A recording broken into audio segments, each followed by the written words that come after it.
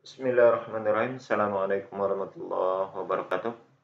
Alhamdulillahirabbil alamin. Wassalatu wassalamu ala asyrafil anbiya'i wal mursalin wa ala alihi washabihi rasulillahi ajmain. Rabbi shrah li sadri wa yassir li amri wahlul 'uqdatam min lisani yafqahu qawli.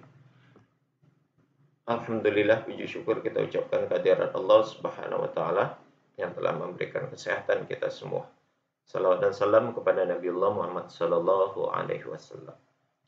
Baik saudara, kita berjumpa kembali, kita bertemu kembali dalam bahasan kitab Syarah Bulughul Maram. Kita membacakan dan mengulas hadis-hadis yang ada dalam kitab Bulughul Maram. Hadis yang akan kita bacakan hari ini, yang kita bahas hari ini adalah yang diriwayatkan oleh Imam Bukhari dan Muslim, muttafaqun alaih. Hadis tentang penggunaan bejana atau tempat yang sudah atau bekas daripada orang-orang Yahudi dan Nasrani. Bunyi hadisnya adalah wa an Abi Tha'labah Al-Khusani radhiyallahu anhu qala qultu ya Rasulullah inna aradi qaumi ahlil kitab afana'kulu fi niyatihim qala la ta'kulu fiha illa an la tajidu ghairaha faghsiluha wa kulu fiha, muttafaqun alaih. Artinya dari Abu Sa'labah Al-Khushani ridallahu atasnya, ia berkata, aku bertanya kepada Rasulullah, wahai Rasulullah, sesungguhnya kami berada di tanah kaum ahlil kitab. Apakah kami boleh makan menggunakan wadah-wadah mereka? Rasulullah Shallallahu Alaihi Wasallam menjawab, janganlah kalian makan di dalamnya kecuali kalian tidak menemukan yang lainnya. Cucilah dan makanlah di dalamnya. Hadis muttafaqun alaih. Hadis riwayat muttafaqun alaih atau Bukhari dan Muslim. Kedudukan hadis ini sepakat para ulama, kedudukannya adalah sahih ya. Kedudukannya hadis ini adalah hadis yang sahih. Kalimat penting dari hadis ini adalah pertama ada kata-kata inna. Inna merupakan kalimat taukid atau penguat ya. Ada penguat inna bi ardi qaumi ahlil kitab. Sesungguhnya kami itu berada di tanah kaum ahli kitab. Jadi dia yang menasabkan isim ya. Di sini fungsi sebagai dhamir mutakallim ya, itu sebagai dhamir kata ganti orang pertama, dalam hal ini dalam bentuk jamak ya. Kemudian kauman adalah sekelompok orang atau sekelompok kaum ya yang berdomisili di satu tempat. Jamak dari kauman adalah qawam.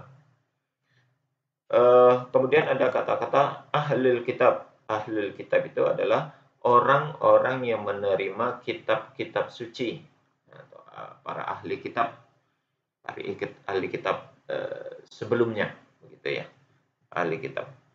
Nah, Alkitab di sini yang dimaksud adalah orang yang menerima kitab Taurat dan kitab Injil. Nah, maka yang lebih mendominasi penerima kitab ini adalah kaum Yahudi dan kaum Nasrani. Jadi yang dimaksud di sini bagaimana kalau seandainya menggunakan wadah-wadah mereka, yakni kaum Yahudi dan Nasrani tersebut. Kemudian ada kalimat fanaqulu fi niyatihim ya. Nah, bolehkah kami makan di bekas wadah-wadah mereka? Kemudian ada kalimat la ta'kulu, janganlah memakan ya, fiha di atasnya, di dalamnya. La tajidu ghairaha, artinya di situ adalah kalau tidak dapat tempat yang lain. Faghsilu faghsilu di sini artinya membasuh, mencuci. Nah, kata-kata mencuci di sini nanti ada sedikit penekanan. Itu kalimat penting di dalam hadis ini. Pelajaran yang ada di dalam hadis ini adalah pertama, larangan makan ataupun minum menggunakan wadah-wadah milik dari ahli kitab, di mana mereka adalah kaum Yahudi dan kaum Nasrani. Jadi kaum di sini adalah bukan agama tapi suku ya, suku Yahudi dan suku Nasrani. Rasulullah melarang menggunakan wadah-wadah milik mereka untuk makan di atasnya situ.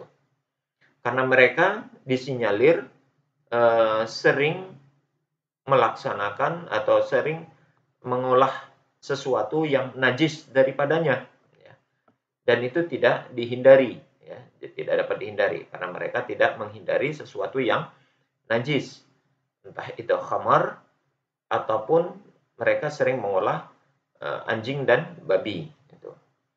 Bahkan mereka meletakkan di dalamnya minuman keras ataupun makanan seperti anjing dan babi. Nah, itu yang menjadi alasan, menjadi ilat kenapa dilarang oleh Rasulullah.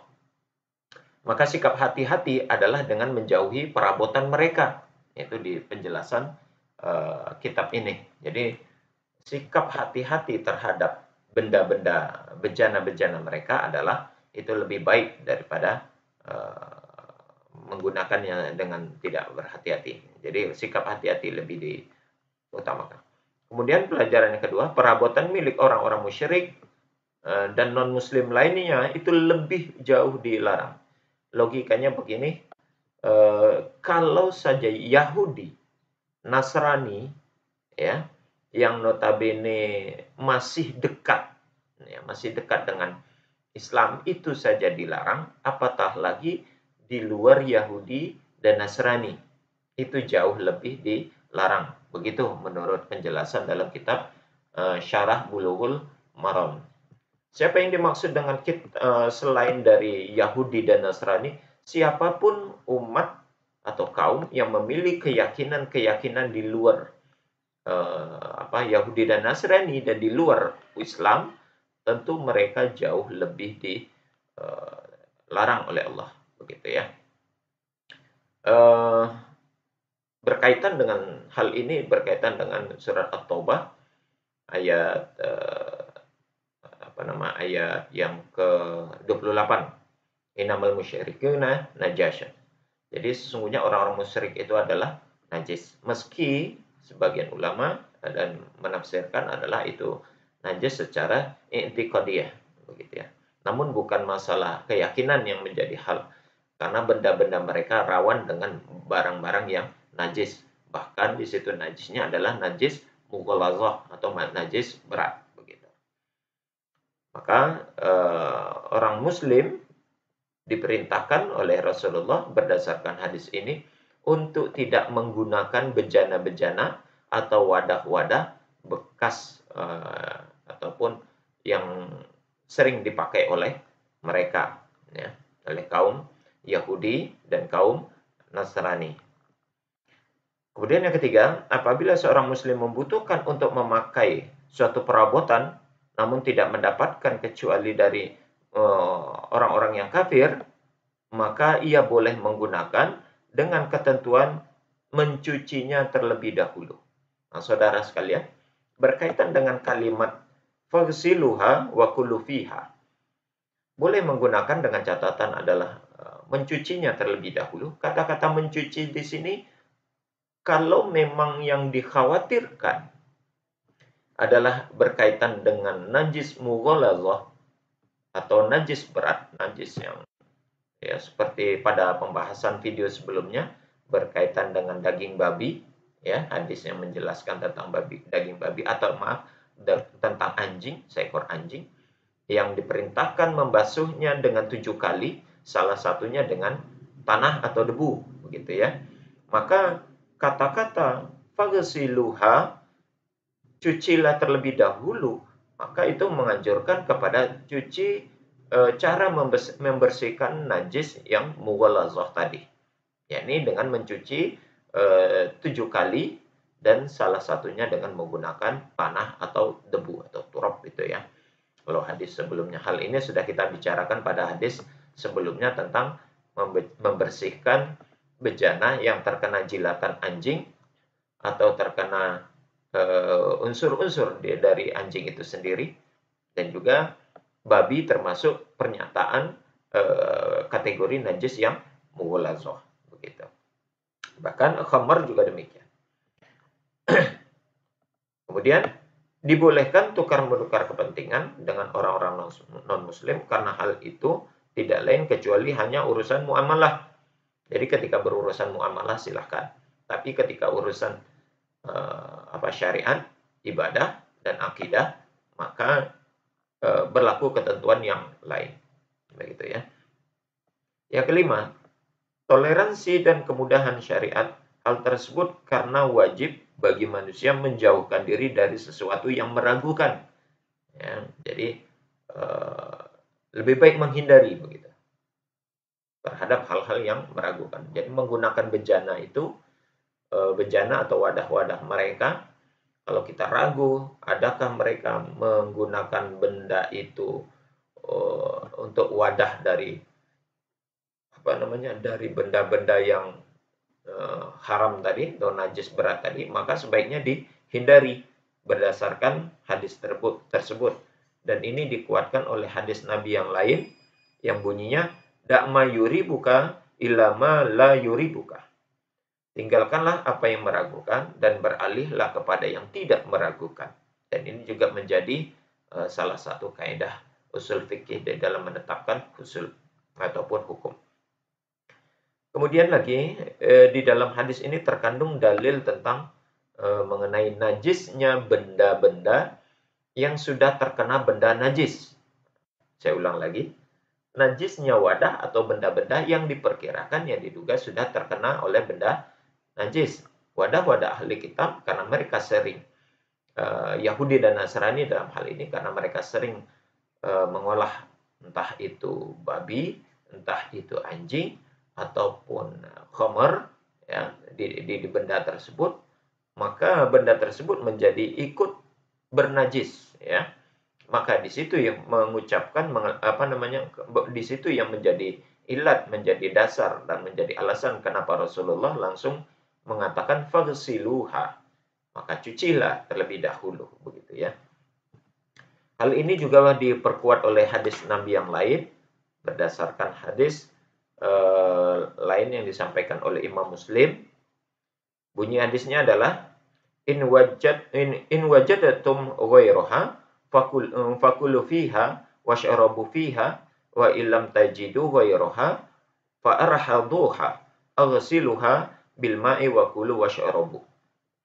Seandainya kalian jumpai yang lain, maka makan dan minumlah di dalamnya. Jadi kalau kalian menjumpai bejana ataupun wadah yang lain yang bukan milik ahli kitab, bukan milik Yahudi dan Nasrani, maka sebaiknya itu yang kalian pergunakan begitu. Itu jauh lebih baik begitu. Tapi apabila tidak dijumpai di dalam hadis ini, apabila tidaknya wa illam tajidu ghayraha farahaduha ya faghsilu.